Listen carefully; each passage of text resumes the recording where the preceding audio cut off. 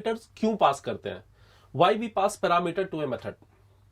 बहुत ही simple question है कि क्यों हम लोग एक मेथड के अंदर पैरामीटर पास करते हैं। तो अगर हम इसके आंसर में जाएं कि हम क्यों मेथड के अंदर एक पैरामीटर पास करते हैं, सो वी पास पैरामीटर। तो आपको याद होगा कि मैंने आपसे कहा था कि जावा में based on the declaration, based on the data types दो वेरिएबल्स हैं, primitive and reference, and based on the declaration आप वेरिएबल्स को कहां पे डिक्लेयर कर रहे हो। हमारे पास 4 वेरिएबल्स हैं, instance variable, class variables, parameters variables and local variables. तो आज उसके बारे में भी हम लोग बात करेंगे। पहले इस चीज को देख ले। So we pass parameter to a method for getting more information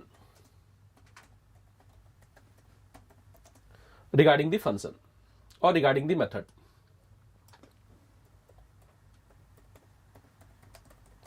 तो कभी भी अगर आपको मेथड्स के बारे में ज्यादा इंफॉर्मेशन चाहिए, तब हम लोग क्या करते हैं, हम लोग मेथड के अंदर पैरामीटर पास करते हैं। अगर आपसे कोई भी पूछे कि हम मेथड्स के अंदर पैरामीटर क्यों पास करते हैं, तो बड़ा सिंपल आंसर होना चाहिए कि उसके बारे में ज्यादा इंफॉर्मेशन जानने के लिए, उसके बारे में और ज्यादा इंफॉर्मेशन गैदर करने के लिए हम मेथड के अंदर पैरामीटर पास करते हैं। जैसे अगर हम एक एग्जांपल के थ्रू इसको समझाएं, जैसे सपोज कीजिए कि मैंने आपसे कहा कि मैंने एक फैन स्टार्ट किया, ठीक है, मैंने एक फैन स्टार्ट किया, I am starting A fan. तो मैंने सपोज एक फैन स्टार्ट किया, फैन चलने लगा। यहां पे क्या लॉजिक लिखा हुआ है, यहां पे लॉजिक लिखा हुआ how to switch on the fan, यानी फैन को कैसे हम स्टार्ट कर रहे हैं। तो फैन स्टार्ट हो गया बाई कॉलिंग। जैसे ही आप स्टार्ट मेथड को कॉल करोगे, ये फैन क्लास का मेथड है, आप ऐसे अज्यूम करो। तो जैसे ही मैंने स्टार्ट फंक्शन को कॉल करा, सपोज मैंने यहां से इसे कॉल करा, ऑफ कोर्स ऑब्जेक्ट के थ्रू मैंने इसे कॉल करा, ठीक है, और ये फैन स्टार्ट हो गया, तो फैन चल रहा है। अब अगर आपसे मैं पूछूं कि ये फैन कितने मोड पे चल रहा है, तो मुझे सिर्फ ये इंफॉर्मेशन है कि फैन स्विच ऑन है, पर ये फैन कितने मोड पे चल रहा है ये मुझे पता नहीं। तो अगर मुझे वो पता करना हो तो फिर मैं क्या कर सकता हूं, मैं यहां पे लिख सकता हूं इंट मोड। इसी को हम लोग क्या बोलते हैं, पैरामीटर वेरिएबल। ये क्या हो गया, पैरामीटर वेरिएबल, ये पैरामीटर। हाँ दोस्तों, यहां पर अगर हम कोई वेरिएबल डिक्लेयर करते हैं तो उसको हम लोग क्या बोलते हैं, लोकल वेरिएबल। लोकल वेरिएबल अगर हम मेथड के बॉडी में कोई वेरिएबल डिफाइन कर रहे हैं, उसको हम लोग लोकल वेरिएबल बोल रहे हैं। पर मेथड में एज ए पैरामीटर अगर हम कोई वेरिएबल डिफाइन कर रहे हैं तो उसको हम लोग क्या बोल रहे हैं, पैरामीटर वेरिएबल, ठीक है। तो अब इससे हमें क्या इंफॉर्मेशन मिला, अब इससे हमें इंफॉर्मेशन मिला कि अच्छा मेरा फैन जो चल रहा है वो एक्चुअली 4th मोड में चल रहा है। मेरा फैन जो स्टार्ट तो है, ठीक है, ये फैन कौन से मोड में चल रहा है, ये 4th मोड में चल रहा है। इसको अगर एक दूसरे एग्जांपल से समझे, सपोज मैं अपने बैंक अकाउंट में मनी डिपॉजिट करना चाहता हूं, तो मैंने किस फंक्शन को कॉल किया, मैंने कॉल किया डिपॉजिट फंक्शन। पैसे जमा तो हो रहे हैं, डिपॉजिट तो हो रहे हैं, लेकिन अगर आपसे कोई पूछे कितना अमाउंट डिपॉजिट हो रहा है, कितना अमाउंट डिपॉजिट हो रहा है, तो मुझे यहां पे क्या करना होगा, मुझे यहां पे एक वेरिएबल का हेल्प लेना होगा जो मुझे बताएगा कि मैंने 5000 अमाउंट डिपॉजिट करा, सॉरी मैंने 5000 अमाउंट डिपॉजिट करा या मैंने 10,000 अमाउंट डिपॉजिट करा। जैसे ही आप इस डिपॉजिट फंक्शन को कॉल करोगे तो यहां पे पता चलेगा कि अच्छा आपने 5000 अमाउंट डिपॉजिट करा, ठीक है। तो या फिर इसको एक फनी एग्जांपल से समझे, सपोज मैं लिख रहा हूं sleep, I want to sleep. Third class में एक मेथड है स्लिप, जो हम लोग मल्टी थ्रेडिंग में पढ़ेंगे। तो स्लिप मेथड में अगर हम कोई पैरामीटर पास नहीं कर रहे हैं, सपोज एक पर्सन बोल रहा है कि मैं सोना चाहता हूं, आई वांट टू स्लीप। तो if you want to sleep और अगर कोई पैरामीटर पास नहीं कर रहा है तो इसका मतलब क्या, द पर्सन हैज गॉन, वो पर्सन हमेशा के लिए सो गया।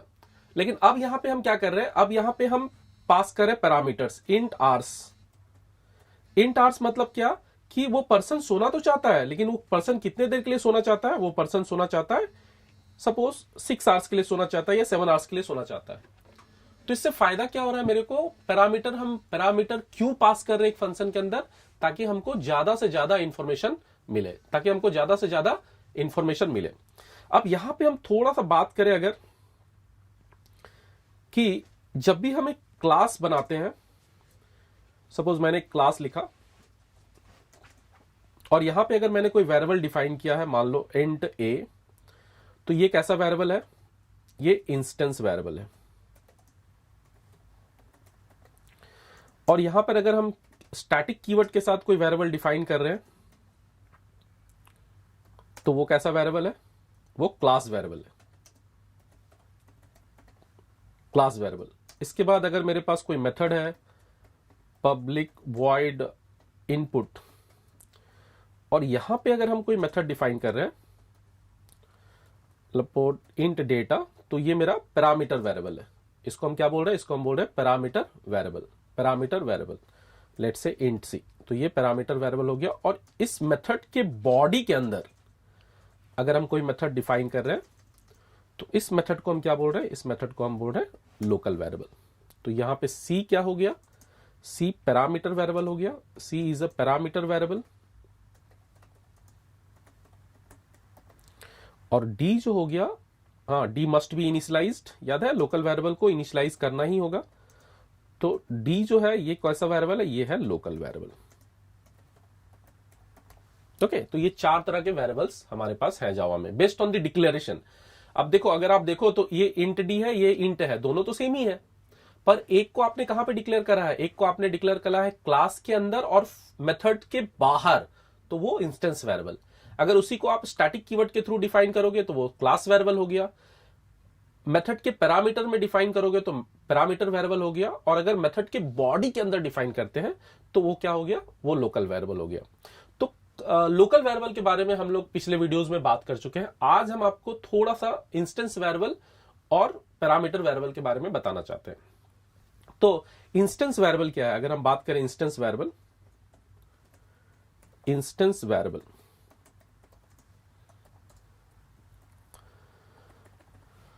so if a non-static variable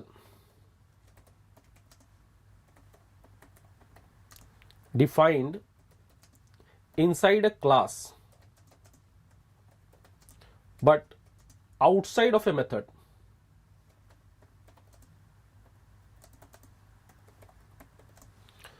एक नॉन स्टैटिक वेरिएबल जिसको हम क्लास के अंदर और फंक्शन के बाहर अगर हम डिफाइन करते हैं तो फिर हम उसको क्या बोल रहे हैं? उसको बोल रहे हैं instance variable. Then it is called instance variable. अब हम जब जब ऑब्जेक्ट बनाते हैं तो इंस्टेंस वेरिएबल का सेपरेट कॉपी बनता है। ये हम नेक्स्ट वीडियोस में बात करेंगे, अभी यहां पे इसे बताना संभव नहीं है, वीडियोस लंबा हो जाएगा। तो अभी मैं सिर्फ 2 चीज आपको बता रहा हूं कि इंस्टेंस वेरिएबल बोलते किसको है। तो एक नॉन स्टैटिक वेरिएबल जो कि क्लास के अंदर और फंक्शन के बाहर अगर डिफाइन किया गया है तो उसे हम इंस्टेंस वेरिएबल बोलते हैं। As far as its accessibility is concern,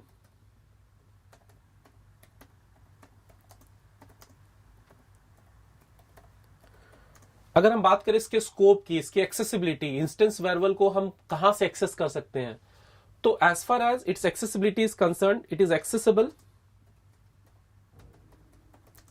with in the same class, within the same class. तो अभी हम इसको क्लास के अंदर से कहीं पे भी एक्सेस कर सकते हैं। यानी इंस्टेंस वेरिएबल को आप किसी क्लास के अंदर के किसी भी मेथड्स के अंदर आप डिफाइन एक्सेस करना चाहो तो आप एक्सेस कर सकते हैं। अब इसमें एक और टर्म आता है कि एक्सेस मॉडिफायर्स। अगर हम प्राइवेट बनाते हैं तो क्या होता है, प्रोटेक्टेड बनाते हैं तो क्या होता है, पब्लिक बनाते हैं तो क्या होता है, तो वो फिर से हम एक सेपरेट वीडियोस में डिस्कस करेंगे, क्योंकि फिर सारी चीजें एक साथ मिक्सअप हो जाएगी। यहां हम लोग एक सिंपल तरीके से चीजों को समझते जाएंगे। मैंने पिछले वीडियोस में भी कहा था कि जैसे जैसे नए चीजों को हम इंट्रोड्यूस करते जाएंगे वैसे वैसे चीजों को हम क्लास में इंजेक्ट करते जाएंगे। तो as far as its accessibility is concerned, instance variable को हम पूरे क्लास में कहीं पे भी यूज कर सकते हैं। ठीक है, इंस्टेंस वेरिएबल को हम पूरे क्लास में कहीं पे भी यूज कर सकते हैं। आप चाहो तो क्लास के बाहर भी उसको यूज कर सकते हो, लेकिन वो डिपेंड करेगा आपने क्या एक्सेस मॉडिफायर उसके ऊपर अप्लाई किया है। अगर आपने प्राइवेट अप्लाई किया है तो फिर वो क्लास के अंदर ही यूज होगा। अगर आपने डिफॉल्ट अप्लाई किया है तो फिर वो पैकेज के अंदर यूज होगा। तो इसके बारे में भी हम लोग बात करेंगे। पर यहां पे फिलहाल इंस्टेंस वेरिएबल बोलते किसे है? किसी भी वेरिएबल को क्लास के अंदर और फंक्शन के बाहर, मेथड के बाहर डिफाइन किए, जो कि एक नॉन स्टैटिक वेरिएबल है, और उसको क्लास के अंदर हम कहीं पे भी लिख सकते हैं, कहीं पे भी उसको हम यूज कर सकते हैं। अब अगर हम बात करें पैरामीटर वेरिएबल्स, इंस्टेंस वेरिएबल यहां पे कंप्लीट नहीं हुआ, इसके बारे में और भी बात करेंगे हम लोग, पर एक फ्लो में। if we define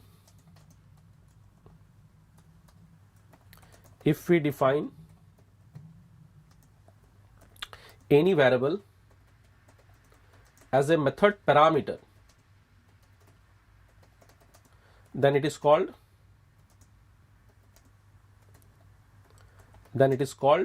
parameter variables.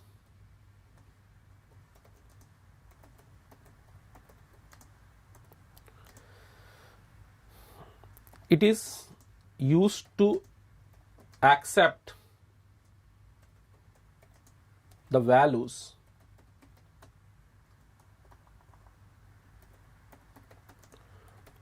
from the outside or from the outer world.